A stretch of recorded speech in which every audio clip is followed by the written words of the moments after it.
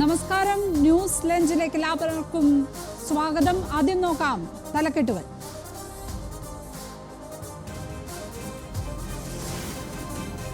സർക്കാർ രൂപീകരണത്തിന് നിർണായക യോഗം വിളിച്ച് NDA. വൈകിട്ട് 4 മണിക്ക് ഡൽഹിയിൽ യോഗം. നരേന്ദ്രമോദിയുടെ അധ്യക്ഷതയിൽ യോഗം. നിതീഷ് കുമാറും ചന്ദ്രബാബു നായിഡുവും പങ്കെടുക്കും. നരേന്ദ്രമോദി ഇന്ന് രാഷ്ട്രപതിയെ കണ്ടേക്കും.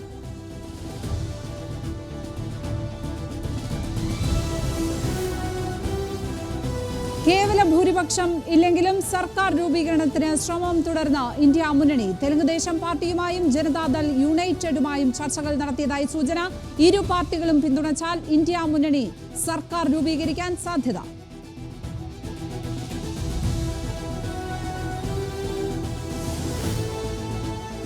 കേന്ദ്ര മന്ത്രിസഭാ യോഗം ഇന്ന്. യോഗശേഷം 17ാം ലോക്സഭ പിരിച്ചുവിട്ടേക്കും. വൈകിട്ട് രാഷ്ട്രപതി ഭവനിൽ വിരുന്ന്.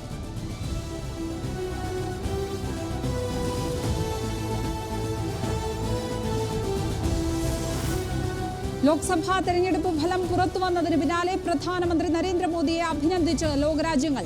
മോദിക്ക് അഭിനന്ദനവുമായി എത്തിയത് ഇറ്റാലിയൻ പ്രധാനമന്ത്രി ജോർജിയ മെലോനിയെ കൂടാതെ അമേരിക്ക ഇന്ത്യ സ്ട്രാറ്റജിക് പാർട്ണർഷിപ്പ് ഫോറവും. ലോകത്തെ ഏറ്റവും വലിയ ജനാധിപത്യ പ്രക്രിയ പൂർത്തിയാക്കിയതിന് ഇന്ത്യയെ അഭിനന്ദിക്കുന്നതായി അമേരിക്കയും.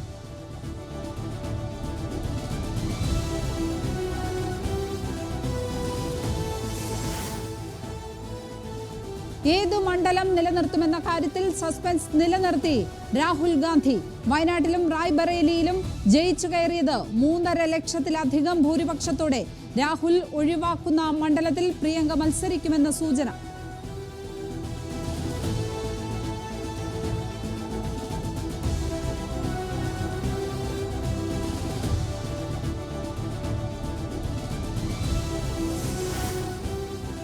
ഇന്ത്യ മുന്നണിയുടെ മുന്നേറ്റത്തിലും കോൺഗ്രസിന് ക്ഷീണമായി. അധർ രഞ്ജൻ ചൌധരിയുടെ തോൽവി. ബഹ്റാംപൂരിൽ അധർ രഞ്ജനെ വീഴ്ത്തിയത് തൃണമൂൽ സ്ഥാനാർത്ഥി യൂസഫ് പഠാൻ. തോൽവി 85,000-ലേറെ വോട്ടുകൾക്ക്.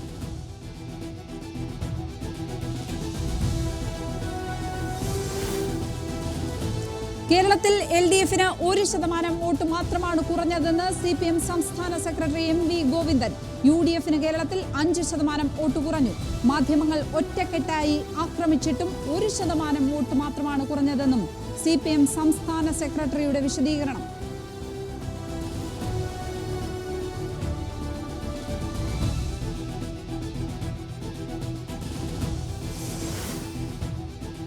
ആറ്റിങ്ങലിൽ നിയമ നടപടിക്കൊരുങ്ങി CPM. തപാൽ വോട്ടുകൾ അസാധുവാക്കിയതിൽ കോടതിയെ സമീപിച്ചേക്കും. സീരിയൽ നമ്പർ രേഖപ്പെടുത്താത്തതും ഗസറ്റഡ് ഓഫീസർമാർ ഒപ്പിടാത്തതും വോട്ടർമാരുടെ വീഴ്ചയല്ല. ഇത്തരം വോട്ടുകൾ അസാധു എന്ന് പ്രഖ്യാപിക്കരുതെന്നും CPM.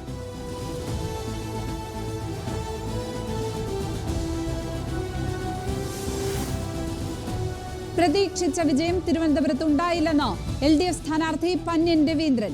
BJPയെ വിജയിപ്പിക്കാതിരിക്കാൻ ജനം കാണിച്ച ജാഗ്രത ആശ്വാസകരം. BJP കേന്ദ്രത്തിൽ വന്നാൽ ജനങ്ങളുടെ അവസ്ഥ ദുരിതത്തിൽ ആകും എന്ന് ജനം മനസ്സിലാക്കി.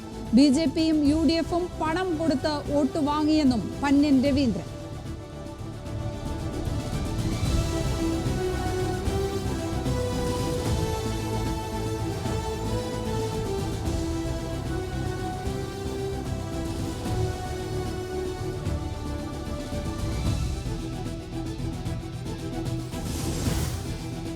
ജനവിധി അംഗീകരിക്കുന്നുവെന്ന് പിണറായി വിജയൻ. വിധി ആഴത്തിൽ പരിശോധിച്ചും ആവശ്യമായ തിരുത്തലുകൾ നടത്തിയും മുന്നോട്ടു പോകും. തൃശൂരിലെ BJP വിജയം ഗൗരവത്തോടെ കാണുന്നുവെന്നും പിണറായി വിജയൻ.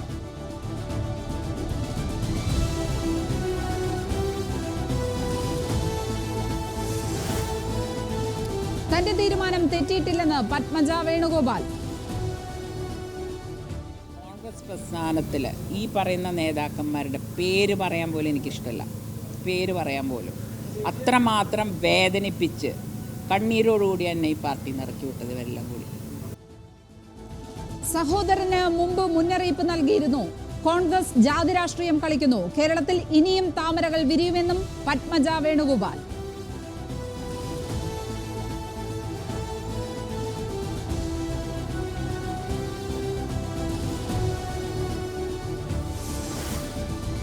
തൃശൂരിലെ പരാജയത്തിൽ നീരസപ്പെട്ട് കെ മുരളീധരൻ. തെരഞ്ഞെടുപ്പിൽ ഇനി മത്സരിക്കില്ല, പൊതുരംഗത്ത് നിന്ന് വിട്ടുനിൽക്കും. തോൽവിയുടെ കാരണം പാർട്ടി പരിശോധിക്കണം. മുതിർന്ന നേതാക്കൾ പ്രചാരണത്തിന് എത്തിയില്ലെന്നും പരാതി.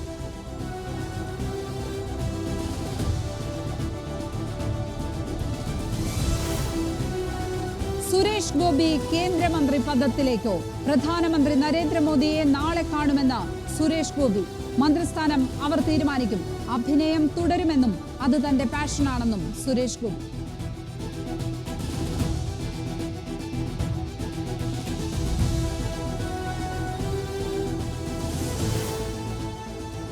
മോദിയുടെ ജയം പരാജയത്തിന് തുല്യമെന്ന് ശശി തരൂർ.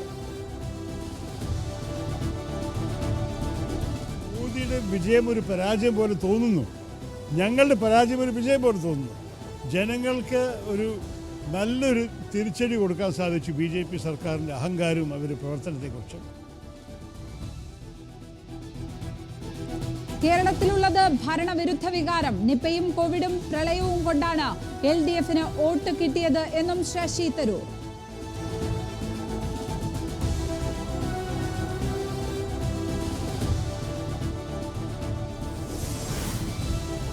ആറ്റിങ്ങലിൽ വോട്ട് കുറഞ്ഞത് പരിശോധിക്കുമെന്ന് അടൂർ പ്രകാശ് MP. കുറഞ്ഞത് 58,000 വോട്ടുകൾ.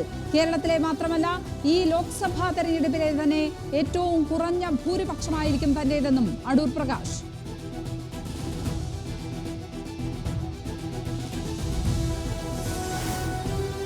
തിരിച്ചുവരവിന്റെ പാതയിൽ വിപണി. തെരഞ്ഞെടുപ്പ് ഫലത്തെ തുടർന്ന് ഇന്നലെ കൂപ്പുകുത്തിയ വിപണി ഇന്ന് ആദ്യ വ്യാപാരത്തിൽ തിരിച്ചുകയറി.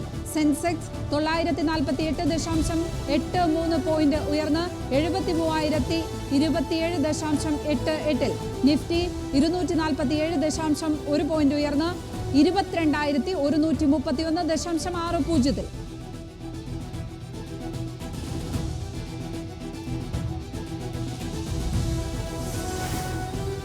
കേജ്രിവാളിന് ഇന്ന് നിർണായകം. ഡൽഹി മദ്യനയ കേസിൽ ഡൽഹി മുഖ്യമന്ത്രി അരവിന്ദ് കെജ്രിവാളിന്റെ ജാമ്യ ഹർജി ഇന്ന് പരിഗണിക്കും. വിധി പറയുന്നത് ഡൽഹി റോസ് അവന്യൂ കോടതി. ജാമ്യം നൽകുന്നതിനെ എതിർത്ത് ED.